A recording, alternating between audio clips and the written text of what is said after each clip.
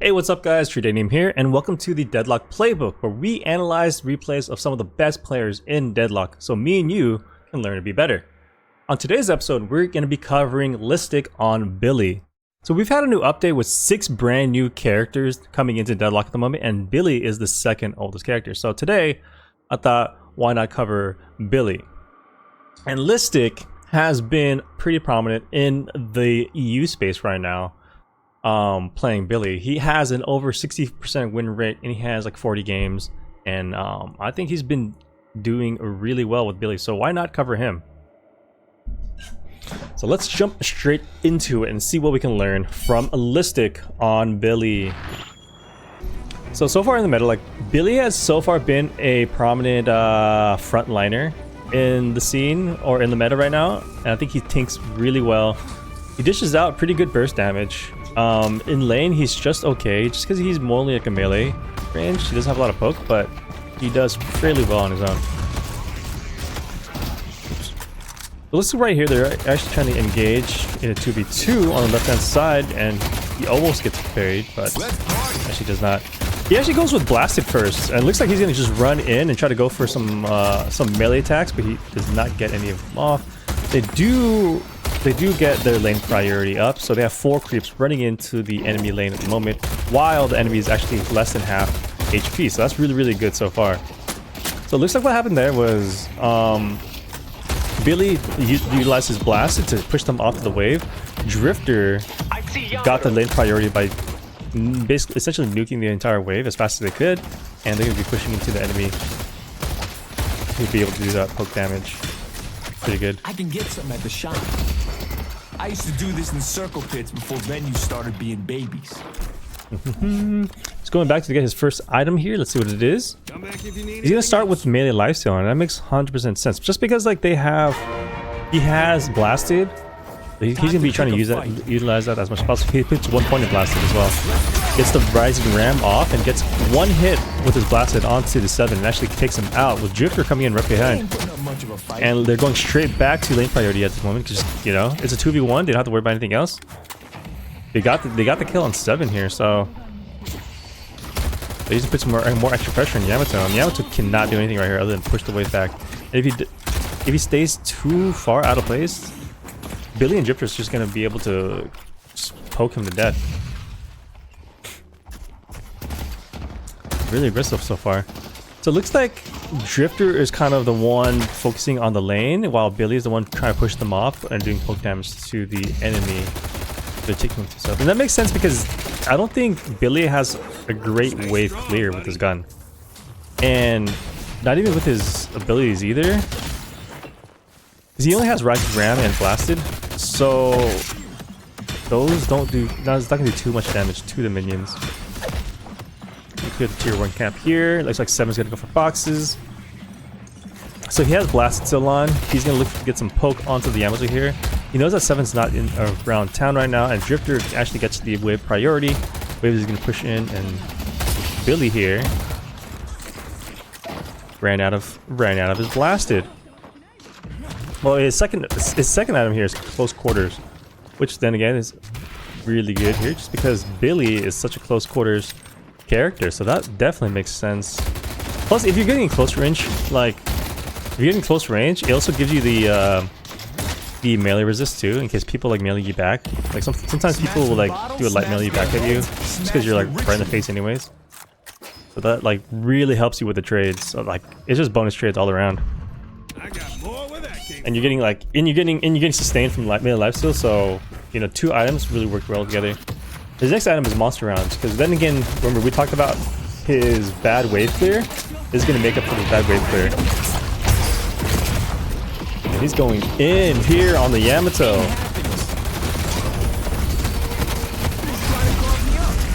Billy has so much burst potential right there. Especially with Blasted. He could get so much HP back.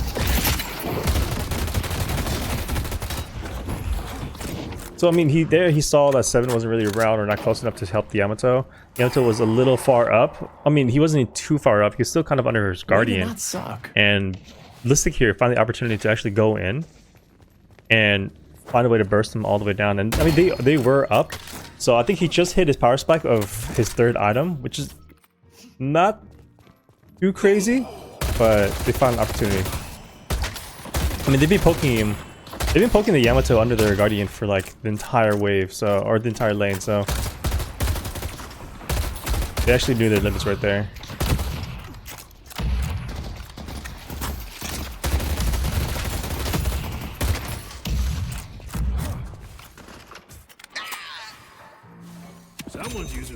Alright, his fourth item is gonna be Enchanter's Emblem. Yamato has tons of burst damage, spirit burst damage, and 7 has tons of sustained burst damage. I mean, sustained spirit damage. So, I mean, it's an obvious buy here against these two specifically. Since like Billy wants to be up close and personal and wants to brawl, I mean, getting a tanky item right now is gonna be super good. He's already like 1k over them, so he's gonna be doing a lot of more damage just because of like being 1k over. Now he's gonna get tanky items to like sustain himself while in the midst of all these fights. And I think for his role anyways, he's more gonna be a frontliner slash tank. He's gonna let the Drifter do all the damage here in this game. Drifter actually comes in first here. Billy actually utilizes his ultimate, takes out the 7 after the Rising Ram hits him up, gets a couple blasted hits on him, and he takes out the Yamato as well. Honestly, that's just like great coordination, to be honest. And if you look at the lane matchup, it's 2 tanky boys versus like 2 very, very squishy boys. Yamato and 7 are not known to be that tanky. They have like less than 700 HP each at the beginning. And then honestly, Yamato and 7 are just trying to stepping up way too often against 2 characters that really want to be close. And keep in mind, this was an Eterna 6 lobby too, so I mean, you know, Lystic is definitely a great player. I mean, great player Night Shift. I believe he's on VP. But his opponent's early E6 too, so.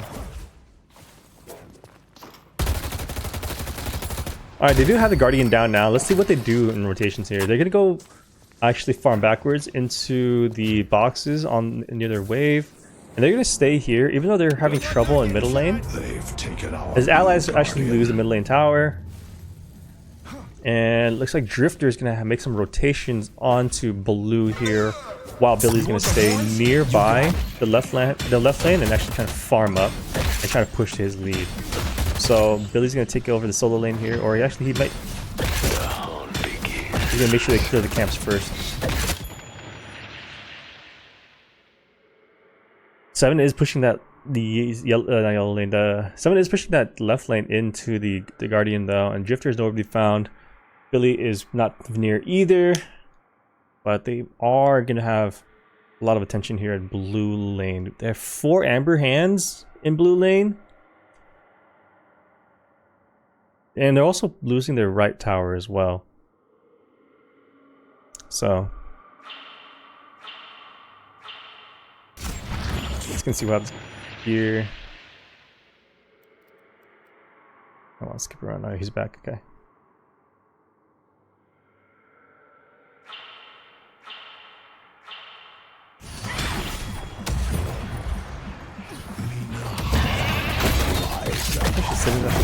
Let me turn the minimap view over to Amber's only. And that way we can see the vision. So Yamato actually goes in on our Billy. 7's actually kind of rotating around to assist, and so it's gonna be in a 1v2. Inferno is actually coming over to try to help, so turn that into a 2v2 in the Amber Hand jungle right now. And these pauses are. And Lystic actually kind of runs away here. Preserves his life speed. I mean, it was a 1v2 in that situation right there, so it's not going to be beneficial for him to fight. While the Yamato is kind of like half HP at the moment, so he's going to be able to defend this pretty well. He doesn't know where 7 went, so he's not gonna step up too far because he doesn't know where 7 is. He does hear the 7 though. Right on time. He's going to hit the 8-minute slot machine. Like he doesn't need to step up too far. He doesn't need to do anything extra. He's just gonna take the farm as it comes. as a priority, and then once he runs out of farm to do, he's just gonna go and make sure he hits the wave. He is stronger than the Yamato, so he's not being afraid of a 1v1. So if Yamato's just there by herself, he's gonna step up all he wants, because as soon as that Yamato steps up, he could just actually just kill her. But he's gonna see that the Sapphire slot machine is up, and no one has taken that yet. He's gonna clear the wave first, and then he's gonna make sure he gets that as well. So on the 9-minute mark, I think it's 8:30. He already has 2 slot machines taken. He's a lot stronger than the 7 as well, so he knows that. He's gonna immediately just turn onto the 7, and might be able to take him out too, and he does take him out too, and actually takes up all the farm from 7. So keep in mind, guys, keep in mind how much stronger you are than other people. So right now he's at 11k. Earlier he was at, I think, 9 to 10k, and then 7 is like 6k. So he's like almost 3k stronger than 7 if he fully bought. But then, you know, he should still be stronger. And immediately, even if he had a stun on him, he immediately turned and went after 7, while being really efficient with the vending machines. And he's back to hitting more vendings here.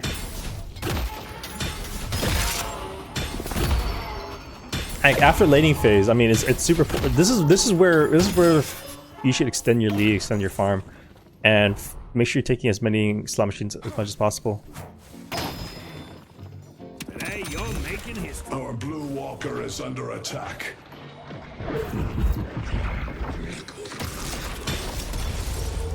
Mid-boss has arrived. They better run if they know what's good for them. He finds guys right under him. He knows he's stronger, so he's gonna immediately go for the attack. Geist does not have her ult, so he goes in for the kill. I mean, the way he positions himself, I mean, he has been rotating around this area most of the game. So he won his lane. He took out this Guardian. So there's all these camps and all this area for him to take over. And if you notice, he's using, you know, he's buying his items here. He's taking all this space. He has not been back to base. He does not go back to base. But he's taking over this entire area of the enemy and making sure he's staying on the map, staying active. Because if you stay here, if you're farming here, like, you don't have to go back to your farm. You farm up there, you farm their camps, you're gonna run into the enemy.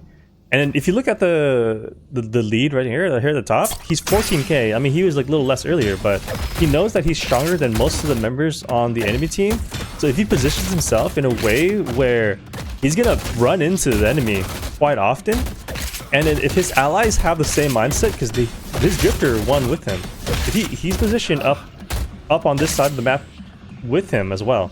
If he runs into somebody, if he runs into 2 people, drifter can help. But if he runs into a single person, he could 1v1 anybody. He could even 1v2 anybody at this moment. But he does have his allies, and then Billy actually is positioned to help the drifter here. And they actually take out the Shiv as well when Shiv is trying just to farm. Red inches over them as the drifter's whistle dances on the wind. The hunt begins. Also, let's take a look at his items. So he went for the Fortitude, and then earlier he bought the Cult of Sacrifice, and we never really covered these 2 items as well. I think everything is really good here, just because he looks like he's going for more of a gun-oriented build, right?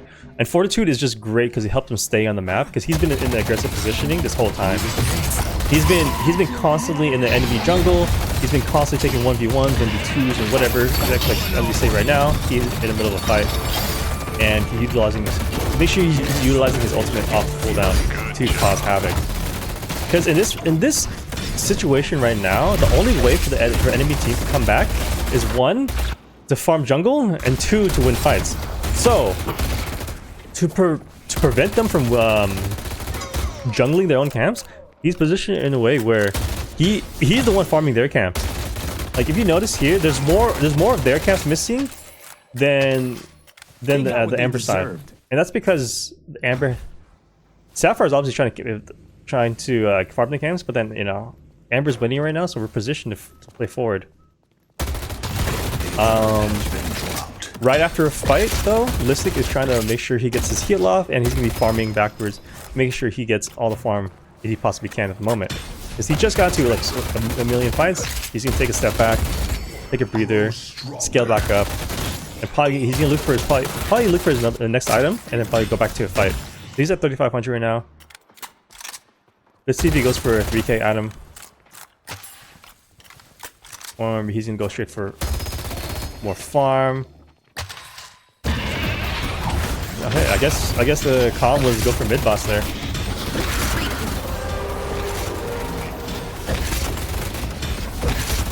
Interesting. The rejuvenator is descending.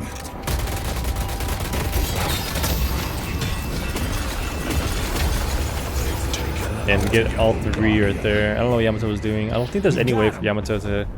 He has no ult either. I don't know why Yamato even tried to do anything there. But sometimes desperate people go for desperate measures. He goes for heroic aura, actually. That's an interesting pick. I don't know what the idea behind that is, but I can see it. I mean, people used to buy heroic aura on Shiv all the time. It might be the same situation where you just kind of like... When you're holding W on the enemy, it's just a good item. Just because like it helps you and your team. It helps them take objectives. It helps with team fights. Immediately turns on the Yamato right behind him. And he's actually gonna run into the Haze too. The Haze just throws his ult. Yamato throws his ult first though. And they're actually 2v1ing the Billy, and Billy is actually gonna win this for sure. And he's gonna look and go onto the Yamato actually. So I mean, he's positioned where he is taking their biggest farm camp, which is the double vending machines. Yeah, at least like he's taking all the vendings. Honestly, if anyone has a better use of all the golden statue buffs in the game, I think Billy has a great use for all of them. He needs like, you know, fire rate, weapon damage, HP and sphere and everything.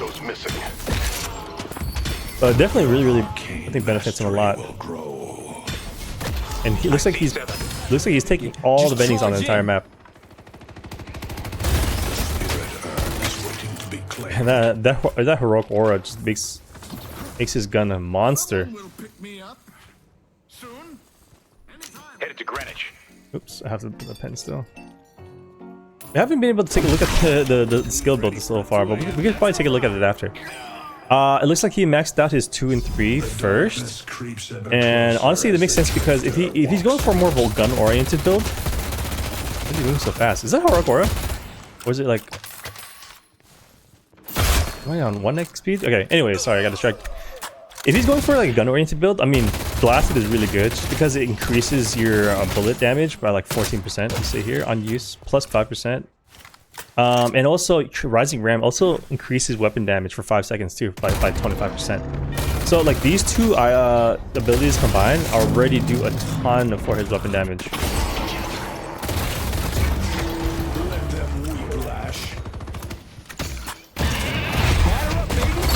He's gonna actually offer the 1v2 here on the right hand lane. Actually the 1v3, honestly he does not care at the moment. He knows he has a rejuvenation. And is he gonna go for another one? I mean, Kenny has to at the moment, or he's gonna try to escape. The Rising Ram is actually a great escape tool, kind of being used kind of similar to like Shiv Dash. He actually does manage to get out. He actually he trades 1 for it though. And yet then he went for the counter spell. Counter spell I think is gonna be really good here just because they have so many abilities that are just gonna one-hit him. Not one-hit him, but they do the huge blast damage. It's really good against Power Slash. It's really good against the Owl and Arrow. It's really good against 7 stun. And if you can time it, the Shiv ultimate. So I can see why he opted for that. Heroic Aura is doing work too. Trust me, the longer this goes on, the worse it's gonna get for you. Yeah, I mean, what I'm noticing is that he's only played on this enemy side of the map this entire time. And if you notice, all these camps are untaken, and that's mainly because if you're winning, you don't want to take your own camps. You want to take their camps. What are they gonna do? Run over here, take your camps? Nah. You want to be playing forward into the enemy. Receive the blessing of the Amber Hand.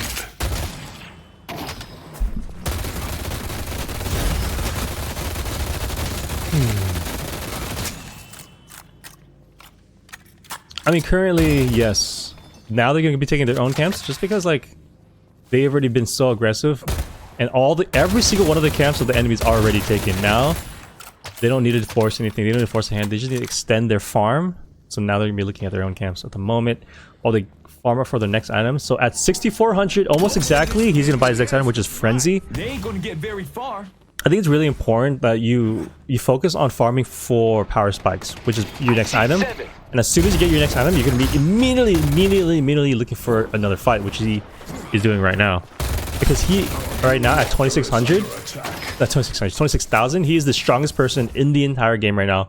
Especially the fact that he just bought. Because some of these guys may be sitting on 3k, 4k, 5k, and they're only like at 20k, 17k. But he just hit 26k with a brand new item, so he is literally the strongest person on the map at the moment. He's gonna be running at people, and when you do this is how you snowball. When you're running at people, you know that you're stronger. For a fact, you could win trades. A 1v1 trade is very easy. A 1v2 trades could be favorable, but you also have your team behind you as well. So make sure you coordinate with your team and run at them with your team as well. So it's really important to play for your power spikes. His team actually does engage with him. Does engage without him right now, but they actually do get the trades off. And he is around to make sure he cleans up the end here anyways. And they don't want to be forcing anything too much into the walker. I mean, they're going to be going for the walker here, but they don't want to be running into the walker for anybody. So they take the time to set up for a situation where it's favorable for them. Lystic here is actually looking at 1v2 situation over in the walker lane. And while his team actually wins a favorable trade over in the blue lane, so it looks like he's keeping 2 players back from the enemy team onto him, while his team is actually taking good trades, good fights over on the other side of the map, and he is over here just being a nuisance. And he's allowed to be. He's super strong. He's the strongest person on the map right now. He's very tanky. If they do take a 2v1 fight on him, they could lose if they don't fight under Walker. And if they leave the Walker, that Walker is 100% going to go down. So he's going to end up taking another 1v2 here. He's going to run back to his team to look for a more favorable engagement. And he's going to go on the Yamato instead, who actually pulls off an ult. And he actually crushes it down with his bash down. And his 7 ult is going out in the sky while he has his blast here. He's going to be taking HP away from guys and actually take her down. Take her away from the fight and actually kill her. So far, I mean, he brought the enemy team towards his allies instead, and actually took a more favorable engagement, and they actually ended up winning that by quite a bit. Took the walker down, and it looks like I think they may probably do mid right now. He's gonna be looking for maybe his next item first, and then he's gonna go mid. He has 3,600 right now, and he is gonna buy a finish off his point blank, which is, I think, a really good item. I thought he had it the whole time. The rejuvenator is descending. We hear the great talent out coming out right now, but it is not gonna hit anybody at all. They actually do have an urn. They are 30k ahead, and they have the urn, I think, and they have rejuve. I think it's a turn in for them. Lystic's actually on the other side of the map, extending his farm. Maybe he's looking for another item, or he's going to be going on somebody who's trying to take the side lane farm here. I mean, in my eyes, I think he knew that someone was going to be over here, just because there's no way the enemy will be able to favorably take any trades on the other side of the map. So if that happens, I mean, someone's going to be on this side of the weaker side of the map to try to come back farm from the map and try to come back there. So he's going to be finding someone maybe by themselves, because this team doesn't need him right now. They're like 30k up. The team doesn't need him. They have rejuve and everything. And now he's gonna come by and clean up for his team. My ascension begins now. Ain't happening.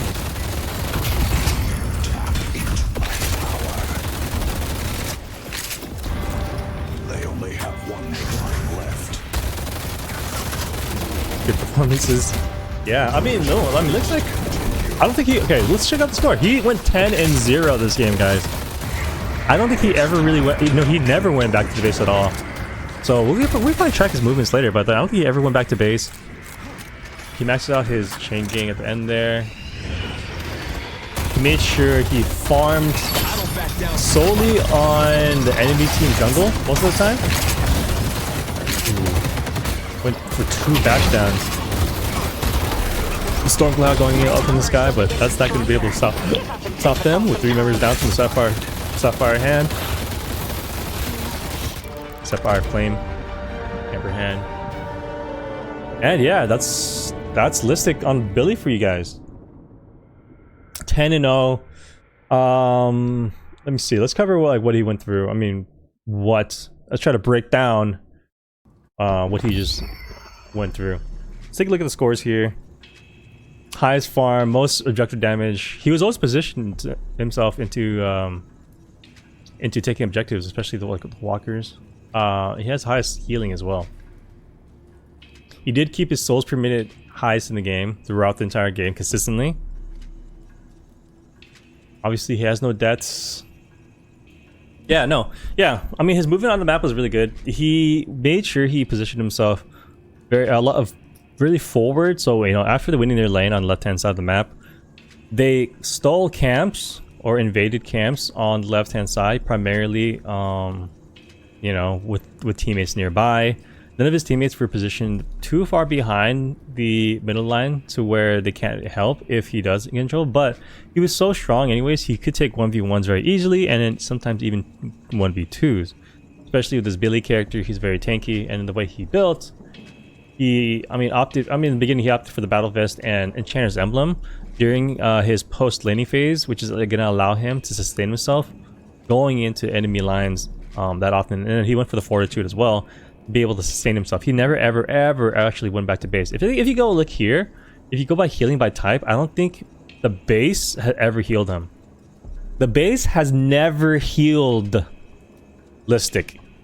So those of you out there, if you've never died, or like if you're winning, don't go back to base. If you look at, I think anybody, let's see who, he's only died twice.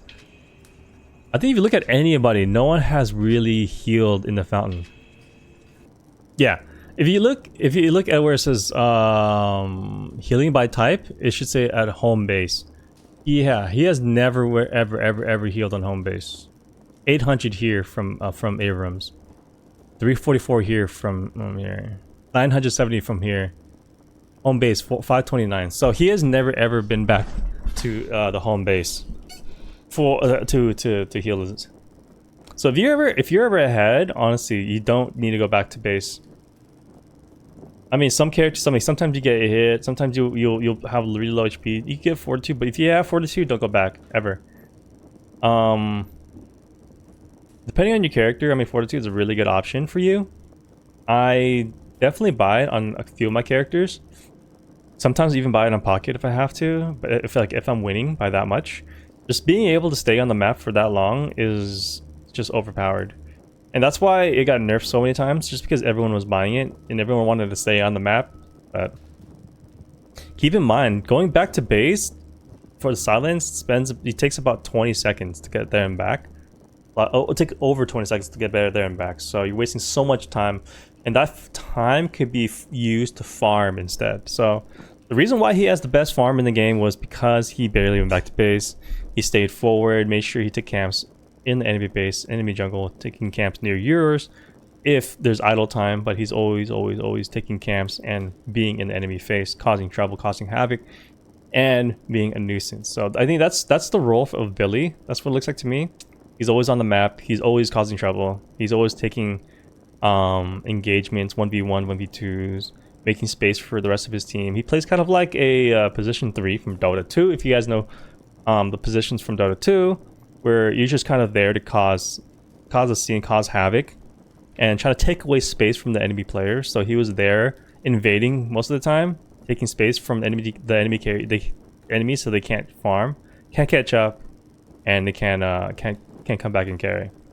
So I hope you guys learned a lot from today's episode of the Deadlock Playbook. I certainly did. There's a lot of things I'm going to be trying to utilize during my games, and I hope you guys use it too.